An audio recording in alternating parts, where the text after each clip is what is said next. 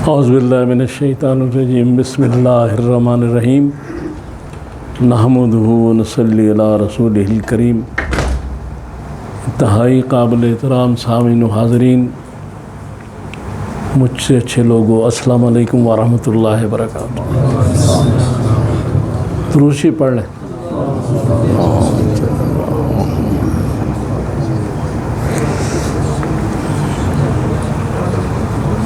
سورہ بقرہ کی آیت نمبر 155 میں اللہ تعالیٰ فرماتے ہیں کہ یہ آیت کا مفہوم ہے کہ ہم آپ کی آزمائش کریں گے مال کی کمی سے، بھوک سے، مال و جان کے نقصان سے، اور جو اس پہ صبر کرے گا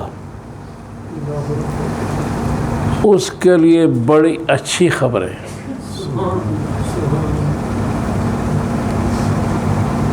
اب یہاں یہ بات کر کے وہ جو اچھی خبر ہے اس کو نہیں بیان کیا گیا، اس کے آگے اگلی آیت میں کہا گیا کہ یہ جو اللہ کے بندے ہیں جب ان پہ مصیبت آتی ہے تو یہ یہی کہتے ہیں ان للہ و انا الیہ راجعون، کہ ہم تیری طرف سے آئے ہیں، تیری طرف لوٹ کے جائیں۔ لیکن آگے سورہ زمر میں اس خوشخبری کا اعلان کیا گیا۔ سورہ زمر کی آیت نمبر 10 میں کہا گیا کہ جو لوگ صابر ہوں گے وہ بغیر حساب کے جنت میں جائیں گے، یعنی ان کا حساب ہی نہیں ہوگا۔ یہاں کوئی آدمی ایم این اے، ایم پی وغیرہ جب ٹول ٹیکس سے گزرتے ہیں تو ان سے ٹول ٹیکس نہیں لیا جاتا نا، تو شو کر کے لنگ جاندے ہیں۔ اس لیے اتنے جڑے صابرین نے شوں کر کے جنت چلے جاتے۔ سمجھے؟ پشتو سمجھنے والے شوں کا مطلب سمجھتے ہیں، پشتو والے چلو۔ تو اب مطلب یہ ہے میرا کہنے کا کہ صبر کتنی بڑی عبادت ہے اور کتنی عظیم چیز ہے۔ اس کی وجہ یہ ہے کہ اللہ تبارک تعالیٰ جو ہے وہ خالق کائنات ہے، ہمارے بھی خالق ہیں۔ وہ ہم کو اس کائنات کو بنانے والے تو سمجھتے بھی ہیں کہ کیا ان کے لیے اچھا ہے، کیا ان کے لیے برا ہے۔ لہذا جتنے بھی اللہ تعالیٰ کے بندے نیک ہوتے ہیں ان پہ پریشانیاں کچھ زیادہ آتی ہیں۔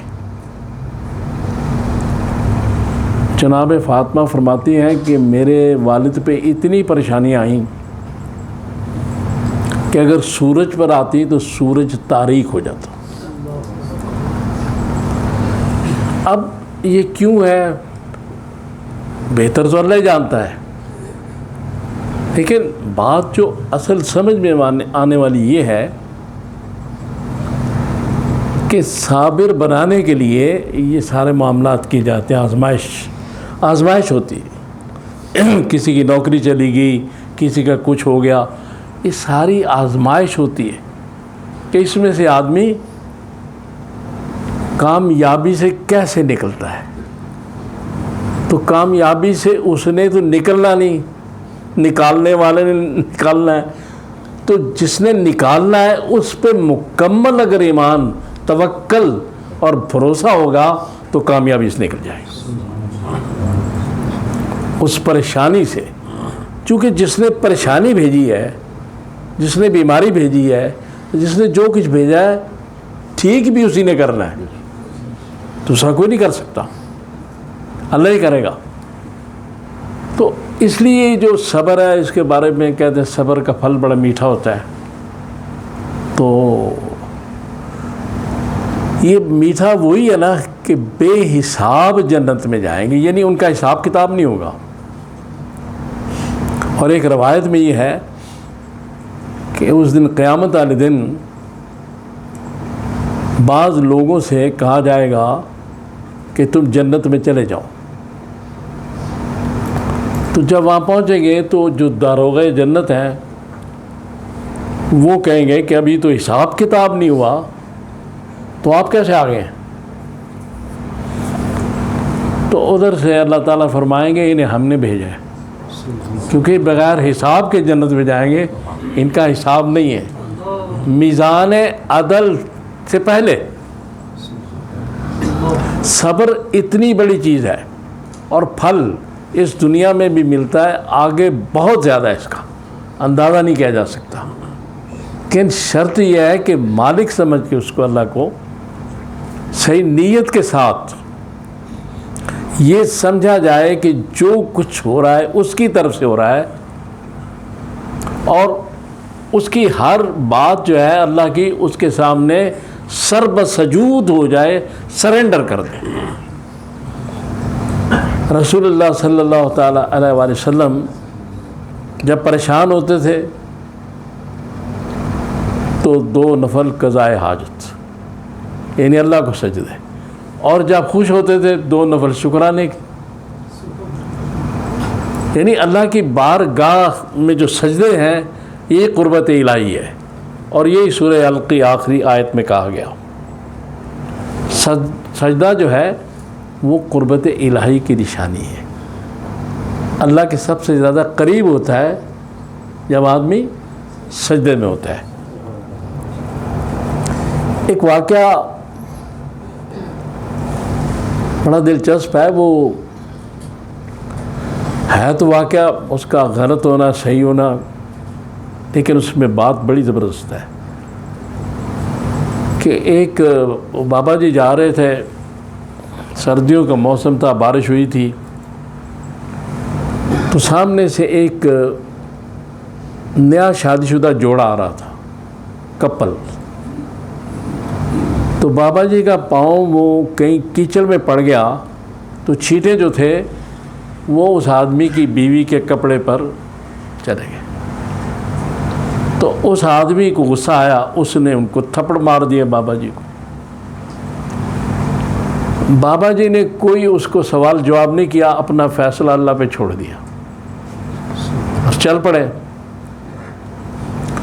آگے گئے تو حلوائی تھا، وہ دکان بند کر رہا تھا، تو ایک گلاس دودھ گرم اس کے پاس تھا، تو اس نے کہا دکان بند کرنے سے پہلے میں یہ دودھ کسی کو پلا دوں جو بھی آ جائے، چونکہ یہ خراب ہو جائے گا۔ تو بابا جی آئے تو اس نے دودھ ان کو پیش کر دیا۔ بابا جی نے دودھ پیا تو آسمان کی طرف دیکھا اور کہا واہ، کہیں تھپڑ کھلواتا ہے اور کہیں دودھ پلاتا ہے، مالک ہے نا۔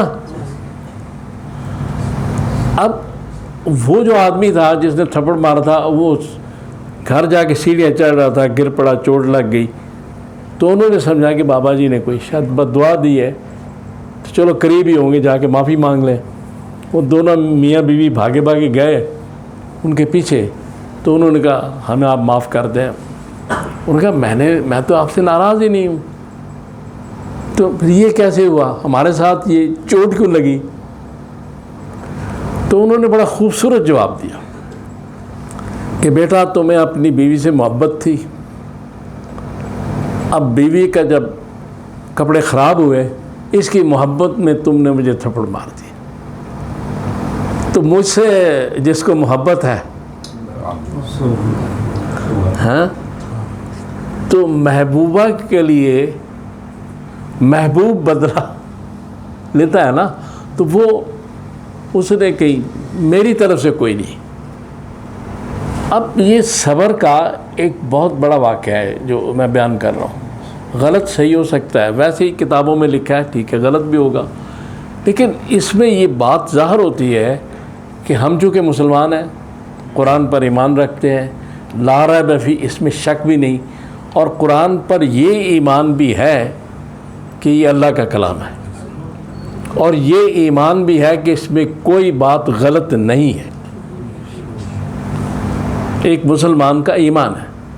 لہذا ہم جب یہ رکھتے ہیں سارا ایمان، تو پھر ہم یہ سمجھتے ہیں کہ صبر اور شکر یہ مومن کی بہت بڑی نشانیاں ہیں، کہ جہاں مومن ہے یا مسلمان ہے پکا کامل، تو اس کے لیے یہی ہے کہ مصیبت میں صبر کرے اور اپنے معاملات کو اللہ پر چھوڑے،